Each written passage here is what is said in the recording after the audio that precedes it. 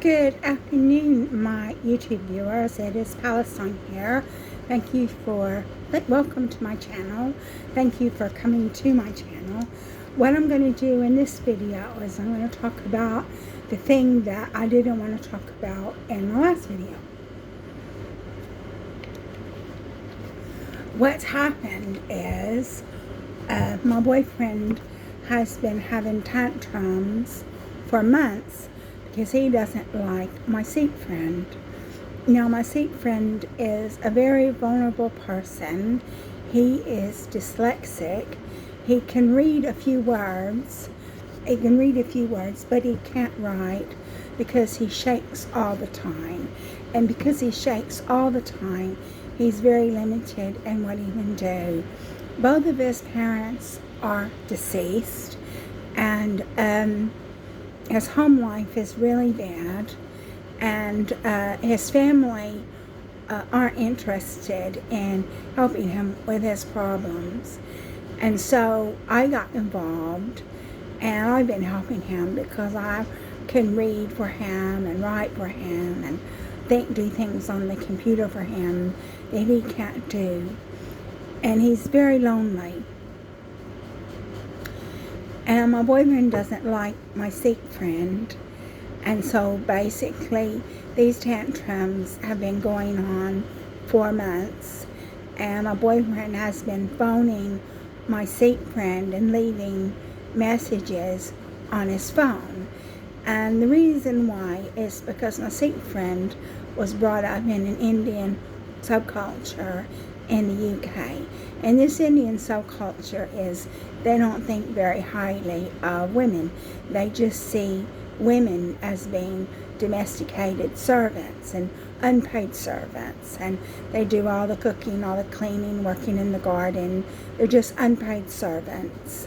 And that's how they see women. And they don't want the women to work. They just want them to be housewives and be unpaid servants.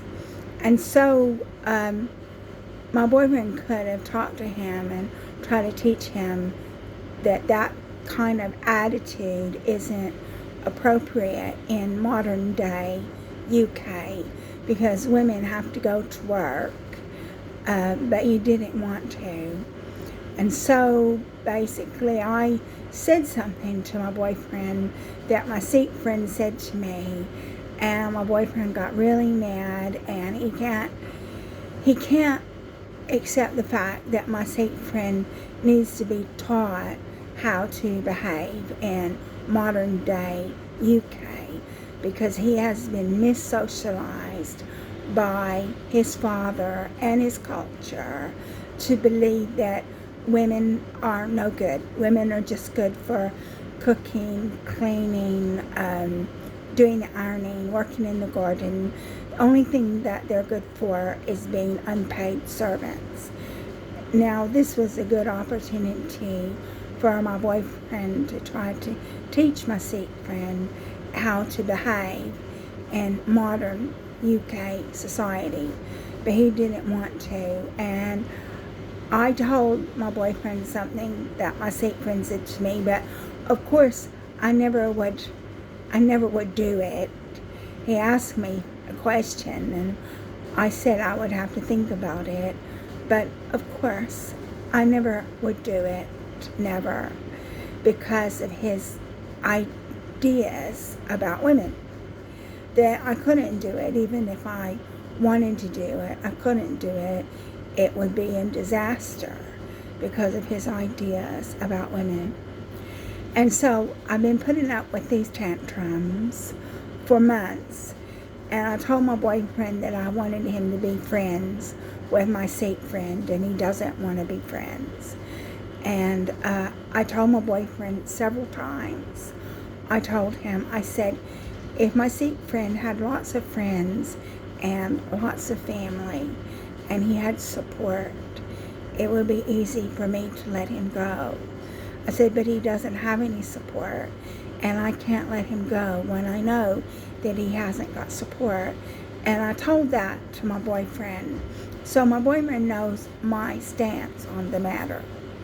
But on Monday night, my boyfriend had another tantrum we were walking down the road. We were on the way to his friend's house, and he was having a tantrum. And I said, so I rang my friend, and I said, my boyfriend is here. He's really mad. He's really mad. He doesn't want you in our life and everything. And then so my boyfriend got what he wanted. He doesn't want my Sikh friend in our life. So he got what he wanted. He's not going to have to see my Sikh friend anymore. He's not going to have to do anything with my Sikh friend anymore. Now, he could have helped my Sikh friend. He could have taught him how to behave in modern UK society, but he didn't want to. And then, so when my boyfriend got his way, that should have been the end of it. He got his way. Should have been the end of it. And then he kept on complaining because he was saying that he didn't want to go to his friend's house for dinner. And I said, you can't do that. I said, you can't do that to him. You can't let him down. So he went to his friend's house for dinner, but I wasn't very happy. And my boyfriend should have been happy because he pitched such a fit that he got his way. So he should have been happy. But the thing is I've had to put up with so much with my boyfriend. And when I have a friend, my boyfriend pitches a fit and throws a tantrum and makes such a fuss that he gets his way. Well, the thing is my Sikh friend is not part of our life as a couple anymore. But I'm not going to abandon my Sikh friend. I told my Sikh friend that I'm going to continue to help him. And I know that my boyfriend's not going to be happy about that because my boyfriend just wants me to turn my back on him. And I can't do that because he's a vulnerable person and he doesn't have any support and he doesn't have anybody to help him. So, yeah, so we're not going to do anything as a couple with my Sikh friend anymore because my boyfriend pitched such a fit. He got what he wanted and we're not going to do it anymore. But I'm still going to help my Sikh friend. And I know my boyfriend's not going to be happy about that because he wants me to just turn my back on my Sikh friend. And that's not something I can do because pretty much his whole family has turned their back on him. And I can't do that. And so what I wanted to talk about is all the stuff I've had to put up with my boyfriend. And I never said anything. I never had a tantrum. I never had a hissy fit. I never said he couldn't see people. When I first started going out with my boyfriend, he had this friend John, and he would see John on a Wednesday, and he'd go over there all day long on a Wednesday. And then he would see his children on a Saturday, and this John wanted him to go to his house on a Sunday. So that means I wouldn't see my boyfriend on a Wednesday, I wouldn't see him on a Saturday, and I wouldn't see him on a Sunday. So on the weekends when I was supposed to be doing things with my boyfriend, he was out doing things with other people. I never said anything. I never said, well, I'm your girlfriend and I want you spending time with me.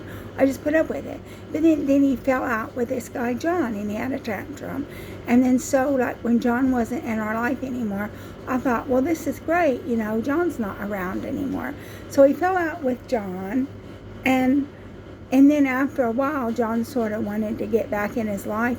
And I told him, I said, look, I never said anything about you spending all your time with John and not with me. I said, but now that John's not in our life anymore, I quite like it. I said, I don't want him coming back.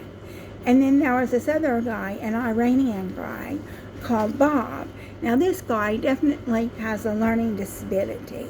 And he can't read and he can't write and he's pretty much an idiot. And he's Iranian. Well, he was asking my boyfriend to go into business with him. Well, my boyfriend would be doing all the work because this guy is too mentally incapacitated to do anything. And so he had all these old broken things and he was asking my boyfriend to sell them on eBay. Nobody's going to buy anything that's broken, not unless you sell it for parts. And then if you sell it for parts, you're not going to sell it for very much. And then so And then I didn't want him to. I mean, I didn't have to talk to him very long to realize he had a mental disability. And then the guy got his own house, and he phoned my boyfriend, and he told my boyfriend that he could come over to his house, but don't bring me. So instead of my boyfriend saying, well, I can't come over to your house without my partner, so I can't come, sorry, my boyfriend was saying, well, why don't you want her to come to your house? Why don't you want her? He should have just said, well, I'm not going to come without my partner, so I'm sorry, I can't come. And then this guy was nasty. He was nasty to me because on another occasion, I just told him, because the guy's Iranian, and I said, just be careful going to the Middle East. I said, because you could get arrested and in prison. And I said, I never would go to the Middle East. And he goes, well, you wouldn't be invited. He was nasty. He's another one of these Middle Eastern people who has a really low opinion of women. And he was in an arranged marriage, and he couldn't even manage that because he was abusive. And his family is really wealthy, so his family got him off the hook. It went to a court, there was a trial, and the family got him off the hook. So, but he did actually admit to somebody I know that he did actually do the things that his wife said that he did. But because his family had so much money, they got him off the hook. And the family actually went to this guy, John, and asked John to write a character statement, and John said that he didn't want to get involved. So this guy, Bob, in addition to being mentally incapacitated, he's not a nice person, and all he thinks about is sex. And then my boyfriend was still, even though he was being nasty about me and saying things about me and to me and stuff like that, my boyfriend will still continue to be his friend. And then it was only when this guy, Bob, started exploiting somebody, a man, that my boyfriend knew, that my boyfriend decided he didn't want to be friends with Bob anymore. But until that time, he was being awful about me and nasty about me, and he didn't care. My boyfriend didn't care. He did he did tell Bob not to phone him anymore, but then that lapsed, and he was still talking to Bob. And then my boyfriend's got a daughter, and she was pretty much brought up on the streets.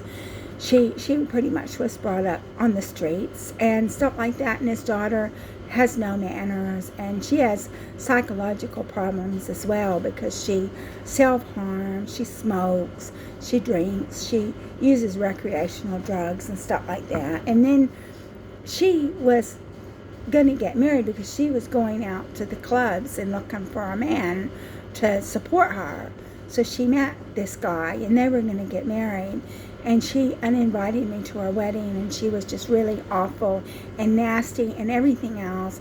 And my boyfriend didn't say to her, look, you can't say those things about my girlfriend, and I'm not, and then she uninvited me to her wedding, and she uninvited my boyfriend to her wedding, and my boyfriend still wanted to have a relationship with her after she did all these things. And then so, yeah, I had to put up with that. And then his daughter, she went and she was saying things about me to people in the town I live in. She was saying things about me to her fiance's family. She was saying things about me to her family. And so they all turned against me. So she's what you call an agent provocateur. So she doesn't actually do the nasty things. She gets other people to do the nasty things. And then so, come to find out, because she was talking about me to so many people, one of the people that she had dealings with contacted me and told me the things that she was saying about me. And then I found out a lot of things about her, because really this marriage that she was entering into, it was just a sham marriage. It was just to get somebody to support her. It was just a sham marriage. And she also had like a child out of wedlock. And so everything she has, she got because of that child. It's because in the UK, they love children. So she got council houses and all sorts of things because of her child that she would not have gotten if she was single. And, so finally my boyfriend stopped seeing her, but it wasn't anything to do with the way she treated me. It was the way she treated my boyfriend. And and then in addition to that, because my boyfriend works on his own, he gets lonely. So he has actually given his phone number to homosexual men. And they phoned him and asked him out on dates and all kinds of things when he was with me. And I was thinking, what's all this going on, And so I've had to put up with a lot in my relationship. And I've helped my boyfriend a lot in my relationship. And I never said to him, you can't see these people, even though I would have liked to. And so those are just sort of the people that my boyfriend associates with that I've had to put up with in our relationship. And so I have one friend who's dyslexic, special needs, and I'm just trying to help him. And I did confide to him something that this friend said to me, but I never would have done it. Never would have done it. Never. And so my boyfriend's saying that this guy isn't his friend. And my boyfriend had an opportunity to teach him how to behave in modern UK society, but he didn't want to do that. And so now he's had a tantrum and said he wants our friend out of his life. Well, my friend is out of his life. He doesn't have to see my friend anymore. My friend doesn't have to come along with us when we go places anymore. But the places that we go are public places, and he can't stop my friend from going there. And I'm still going to support my friend, even though we're not going to be going places with him anymore because my boyfriend doesn't want it. And but I'm still going to support him. I'm still going to help him because he can only read. He can read a few words, but he can't read anything of any significance. And he can't write. He shakes all the time. Because he shakes all the time, there's a lot of things that he can't do that he needs people to help him do. And my boyfriend just wants me to abandon him, to turn my back on him, abandon him. And I'm not going to. I mean, he doesn't have to do things with us as a couple anymore. But if we go to church, church is a public place. And if he goes to church, my boyfriend can't do anything about it. We go to handouts. Handouts are a public place. My boyfriend can't do anything if my friend goes to a handout. So I was so upset about all this that before all this happened, I had actually put together my final wishes, like what I want to happen when I die. And I had put that together. And I was thinking about who I was going to get to sign it and everything like that. And I was so upset about this hissy fit that my boyfriend threw that I didn't sign the documents. And I'm really seriously considering, who I want to inherit the few meager possessions that I have, because I wanted my boyfriend to inherit everything that I had. I wanted him to get everything. But because of these hissy fits, these tantrums, because he has these tantrums, and it upsets me so much that I didn't sign the document. And so I don't know what I'm going to do. I'm going to have to really seriously think about what I'm going to do, because I don't want to give my possessions to somebody who tells me who I can be friends with. I don't want to give my possessions to somebody that wants me to abandon a vulnerable person. And so, yeah, my boyfriend got his way. He got his way. He threw a hissy fit. So he got his way. And so he kept on complaining, even after he had this tantrum. And I phoned my friend and told my friend. He was still complaining. And I said, well, you got what you wanted. So he got what he wanted. My friend is not in his life anymore. But my friend's still going to be in my life. I'm still going to help him. And that's just, and I don't know what I'm going to do about my end of life wishes. I originally had wanted my boyfriend to get everything, but because he's having all these tantrums and everything, I just can't cope with it, and I can't give my belongings to someone who's always having tantrums and having hissy fits and telling me who I can be friends with. So that's the end of my video, and it's a pretty pathetic video, and that's why I did not include it on the video I made yesterday. Thank you for watching.